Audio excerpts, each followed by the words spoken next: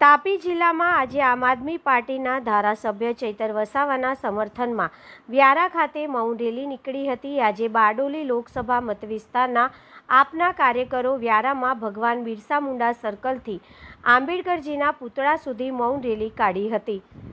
ભાજપની તાનાશાહીના વિરોધમાં હું ચૈતર વસાવા સાથે છું જેવા પ્લે કાર્ડ સાથે મૌન રેલી વ્યારામાં નીકળી હતી। હંમેશા આદિવાસીઓ માટે લડનારા ચૈતર વસાવાને સરકારે ખોટી રીતે એફઆઈઆર કરી કોર્ટમાં તેને ખોટા પુરાવાઓ રજૂ કરી કોર્ટ મારફતે 7 વર્ષની સજા કરી હોવાની વાતો આપ સહિત આદિવાસી સમાજના આગેવાનોએ કરી હતી। તેમણે વધુમાં જણાવ્યું કે માન્ય કોર્ટના હુકમનો સ્વીકાર કરીને તાપી જિલ્લા આમ આદમી પાર્ટીના આગેવાનો હવે ઉપલી કોર્ટમાં ન્યાય માટે જશે તેવી વાતો મીડિયા સાથે કરવામાં આવી હતી।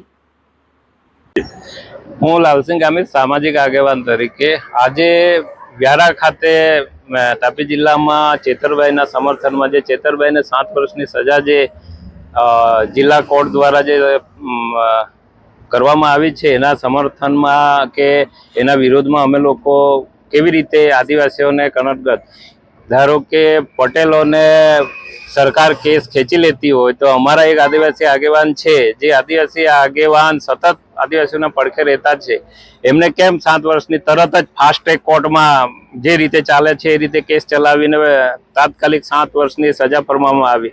અને મને એવું લાગે છે કે સરકાર અથવા જે કોઈ આ જે સજા ફટકારવાવાળા છે એમને જરા પણ દયા જે કે સહાનુભૂતિ જેવી નથી કે 18 દિવસનું કોઈ બાળક છે, કોઈ સગર્ભા બેન છે, એમને પણ તમે 7-7 વર્ષની જે સજા ફરમાવો છો અને 9 વ્યક્તિઓને એક સરખી સજા એટલે એ કયા પ્રમાણમાં સજા ફટકારી મને ખબર નથી પડતી। એટલે આવતા દિવસોમાં અમે લોકો આદિવાસી સમાજ આખા પૂર્વ પટ્ટીમાં આંદોલન છેડીશું। અમે કોર્ટનો આદર કરીએ છીએ કે જે કંઈ ન્યાય મળ્યો છે તે પણ ન્યાય એક સરખો હોય। આ ભારત દેશ અને ગુજરાતમાં રહેતા તમામ વ્યક્તિઓ માટે ન્યાય સરખો, એક માટે લાડવો અને એક માટે આ બરાબર ન્યાય નથી અમને એવું લાગે છે। જો પટેલ આગેવાનોમાં પાટીદાર આગેવાનોના કેસ પાછા ખેંચાતા હોય અને અમારા આદિવાસીઓને તરત સજા ફટકારાતી હોય તો એ અમને ગળે નથી ઉતરતું। એટલા માટે અમે લોકો કોર્ટનો આદર કરીને પણ અમે મૌન રેલી આ વ્યારામાં આજે કરવા માંગીએ છીએ। હું છું એડવોકેટ જીમ્મી પટેલ, આમ આદમી પાર્ટી ઉપપ્રમુખ તાપી જિલ્લા। આજરોજ અમે ધારાસભ્ય ચેતરભાઈ વસાવાના સમર્થનમાં મૌન રેલી યોજી છે।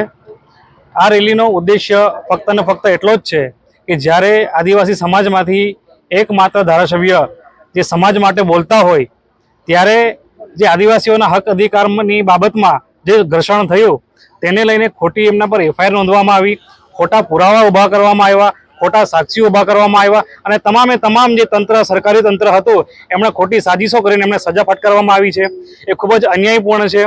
ભારતના આ ઇતિહાસના અંદર આજ લગી એવો કોઈ આદિવાસી નેતા પેદા નથી થયો કે જેના પર આ લોકોએ ખોટી રીતે એફઆઈઆર નોંધી કે એમને સજા કરી ના હોય। એટલે આ એક આંદોલનનો અમારો ભાગ છે, આ લડતનો એક ભાગ છે, હક અધિકારનો એક ભાગ છે। કારણ કે જ્યારે પણ આદિવાસીઓના હક અધિકારની વાત આવે છે ત્યારે સરકાર એન કેન પ્રકારે ખોટા પુરાવા ઊભા કરીને ખોટી સજાઓ ફટકારતી હોય છે। ભૂતકાળમાં પણ આપણે જોયું છે કે જંગલ જમીનના જે દાવાઓ છે જે 2008થી પેન્ડિંગ છે, હજુ સુધી મંજૂર કરવામાં નથી આવ્યા અને એમાં જે ફોરેસ્ટ અધિકારીઓ છે પોતાની મનમાની કરતા હોય છે, પોતાની રીતે ઝાડવા રોપતા હોય છે, ખેતી કરેલો જે પણ પાક હોય તેને નુકસાની કરતા હોય છે। તેવા સમયમાં અમારા જે જનપ્રતિનિધિ ખરા ચેતરભાઈ વસાવા એમણે એમનો અવાજ ઉઠાવ્યો અને અવાજ ઉઠાવવાના બદલામાં ખોટા પુરાવા ઊભા કરીને એમને સજા ફટકારવામાં આવી છે જે અમને મંજૂર નથી। ભલે ન્યાયાલયે જે પણ ફેસલો આપ્યો હોય અમે એનો આદર કરીએ છીએ, પરંતુ અમે ઉપરની કોર્ટમાં પણ જશું અને સાથે સાથે જે પરિવાર જે યાતના ભોગવી રહ્યું છે તેના સમર્થનમાં અમે પડખી ઉભા છે। એ જ અમારો આજનો સંદેશ છે। જય આદિવાસી। આજનો કાર્યક્રમ એ છે કે અમારા જે જનનાયક ક્રાંતિકારી બિરસા મુંડા છે તેમના આશીર્વાદ લઈને અમે અહીંથી મૌન રેલી નીકળશું અને અમારા બાબા સાહેબ બંધારણના ઘડવૈયા કે જેમણે હક અધિકાર આપ્યા છે એ અધિકારથી અમે લોકો ઉપલી કોર્ટમાં પણ જશું। એનો એક ઉદ્દેશ્ય અમે બતાવવા જઈ રહ્યા છીએ। જય આદિવાસી।